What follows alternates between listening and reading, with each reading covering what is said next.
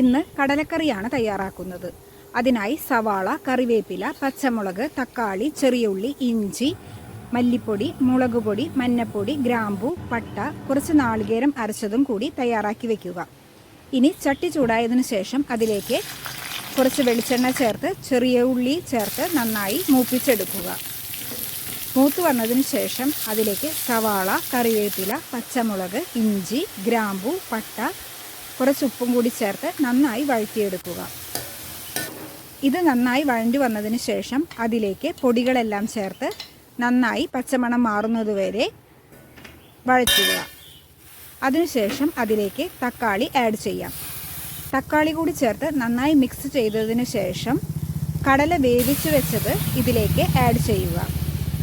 ഇത് നന്നായി തിളച്ചു വരുമ്പോൾ അതിലേക്ക് നാളികേരം അരച്ചു വെച്ചത് ചേർക്കാം.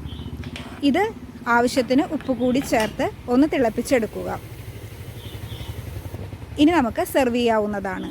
ഈ വീഡിയോ നിങ്ങൾക്ക് ഉപകാരമായെങ്കിൽ പ്ലീസ് സബ്സ്ക്രൈബ് ആൻഡ് ഷെയർ.